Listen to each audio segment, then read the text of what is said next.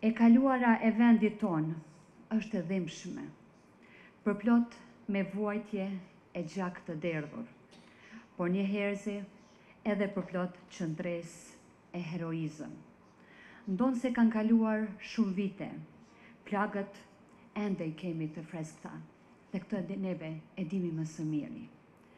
Gjurmët e së kaluarës I gjejmë secili brenda vetës dhe tek njëri tjetri. Çdo cep I tokës së Kosovës ngërthen një histori në vete. Andaj edhe jemi mbledhur këtu sot të flasin për një të vërtet, e cila ndonse është tentuar të fshihet dhe të varroset thellë, ka arritur të dalë në dritë fal forcës së atyre që ne me të drejtë I thërasim heronjët dhe heroinat tona. Pasi ata dhe ato me të vërtet janë heronjët dhe heroinat tona, sepse trupi I tyre është përdorur si fushë betejë. Të dashur miq, vendi ynë trashëgon një dhimbje të madhe pas përfundimit të luftës. Përkundër krenarisë dhe lumturisë së pafundme për rezistencën dhe heroizmin e treguar, çmimi që paguam ishte shumë I madh. Kosova na kushtoi shumë shtrenjtë. Baballar, burra e vëllezër treguan se si I pan vajzat, bashkëshortet e motrat e tyre, duke u dhënuar e kaqtrajtuar për asyve të tyre. Ndërsa nënat, bashkëshorte e vajza, pan si djemt, burrat, baballarët e vëllezërit e tyre, po vriteshin, apo po merreshin, ndoshta për të mos u kthyer asnjëherë më. Më shumë se 20.000 gra e burra janë të mbijetuar të dhunimit. Armës më të keqe e të pamëshueshme që ushtria armike e përdori ndaj civilëve, qëllimi së cilës ishte shkatrimi I tërësishëm I qenjes tonë, I popullit tonë. Tentuan të na vrasin duke na prekur aty ku dhem më së shumti, por harruan se dhembja e ka lit njeriu. Gjatë mandatit tim si presidente e atëhershme e vendit, një nga preokupimet e mia më të mëdha ishte pikërisht çështja e pasgjidhur e të mbijetuarve të dhunës seksuale, të cilët ishin lënë në mëshirë të fatit nga të gjithë.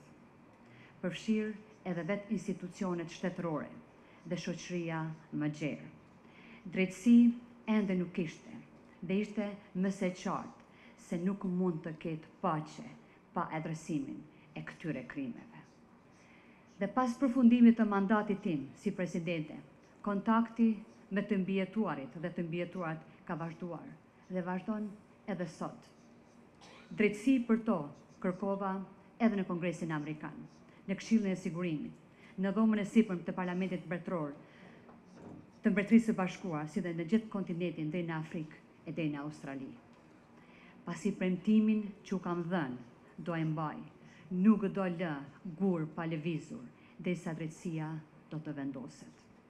Dhe ju them, mos përshpëritni, por ngritni zërin, pasi ju jeni emblema më e pastër e luftës tonë, e luftës së Kosovës.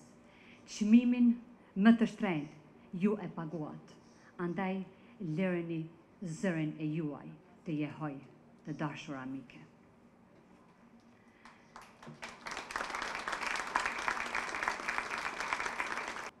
Heroinat e Kosovës, Monika, do jenë përjetësisht mirënjohëse.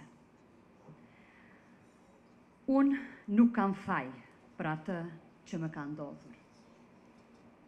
Të dashurat e mia, thuajeni me zërin e ngritur dhe kokën lartë, e ne bashk me ju sot e përgjithmonë. Çdo hap do e bëjmë bashk deri në vendosjen e drejtësisë. Gjithmonë me ju, heroinat e mia, heroinat tona.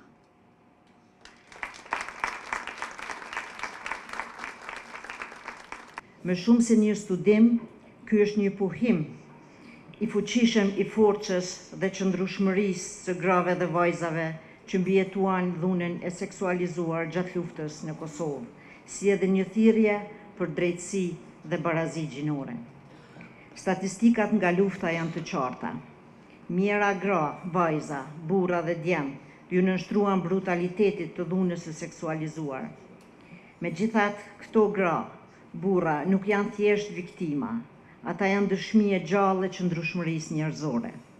Ky raport është një akt solidariteti me të mbijetuarat, është një dokument që siguron që provojat e tyre kanë rëndësi dhe se zërat e tyre do të dëgjohen.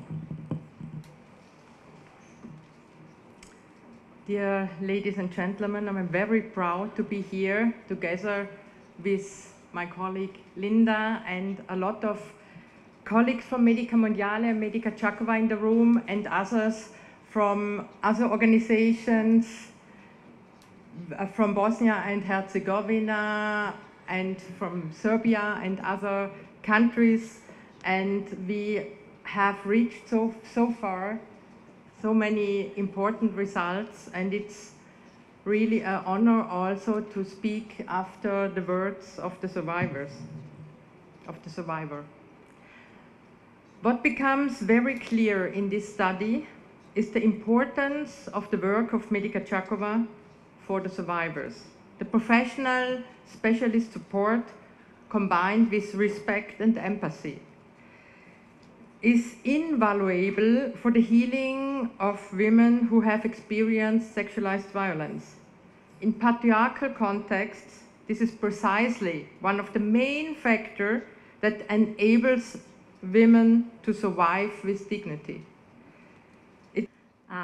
So you already had a glimpse about what motivated this study and also a first glance at the findings. We now want to go into more detail in this regard and also present you the recommendations that can be derived from this study. So, thank you. The following 5 research questions were the ones that guided this study. First, we wanted to know what consequences of survivors of war-related sexualized violence experience more than 20 years after the war. In particular, we wanted to learn how the rape has impacted and continues to impact survivors' life, psychosocial, and physical well-being. As feminist organizations, it is important to us to account for survivors' agency. Therefore, in this study, we asked how survivors cope with what has been done to them and what has given them strength to continue their lives. Thirdly, considering that the intention of war rape is to shatter social bonds by hurting individuals, in particular women, and we wanted to learn how the experience has affected, for example, the people, in particular their family, and how they and the people that they interact on a daily basis, and what we call rete. So this is what we wanted to know as well. Fourth, we took into account that while in the years immediately following the war, sexualized violence was a public taboo. And more recently, this has changed. Therefore, we wanted to know how survivors experience efforts at the political, societal level, and how to socially acknowledge the crime of war rape in Kosovo. Specifically, as Kosovo has been among the first states to provide reparations to survivors of war-related sexualized violence, we wanted to know how these attempts are assessed by survivors themselves. And finally, as professional organizations committed to adopting our work to the evolving needs of survivors, we wanted to know what significance participants attribute to the support they receive at our organization and how they assess the services that they have received. Thank you. Okay. As we will address the research design a bit more in detail in the following panel, I would like to keep it very brief here. This study was informed by several core values and commitments, namely feminism, stress and trauma sensitivity, which we have just heard about more, and participation as part of a feminist approach. I would like to take this occasion here to also thank explicitly the colleagues from the Faculty of Psychology at the University of Pristina, because it was very important to us in order to implement the study in a stress and trauma sensitive way to also get external feedback on our study plan and methodology, and we are very grateful to the colleagues who took the time to review all the material we submitted and who eventually gave us their approval.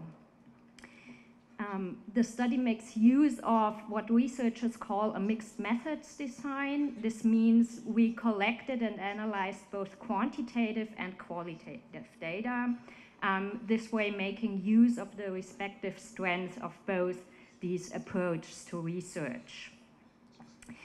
200 survivors, all clients of Medica Jahjaga, participated in the quantitative part of this study. And considering that sexualized violence is a very sensitive topic, this is an extraordinary huge sample. To my knowledge, it's the biggest sample in a mixed method study to date with survivors of war-related sexualized violence. And I would really like to use that occasion also to thank everybody, all the survivors that participated in this study. You have shared what are often very painful memories with us, and it is through your sharing that we all can learn. Thank you. I would like to start with give a little insight in how our nervous system actually is working in order to understand what stress does to us. Usually, we have a window of tolerance. This means within this window, we can interact, we can learn, we can connect with each other, and it's never the same. So usually during the day, we are going with our nervous system up and down. There are moments when we are very activated, like I am very activated at the moment because I'm speaking to you and I would like to reach you. And when we are within the window of tolerance, we know what to do in order to regulate ourselves, in order to calm down a little bit. When we are on the bottom line of the window of tolerance, it's yet usually the same.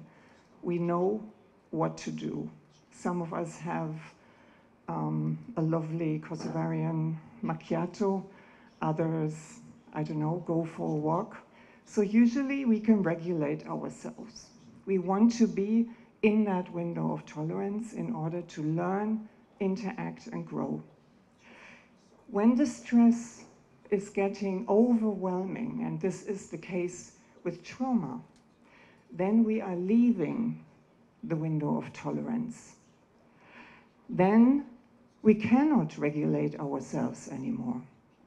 Then we cannot calm down alone by ourselves anymore. We need support, we need help. So we get super nervous, panic, frightened,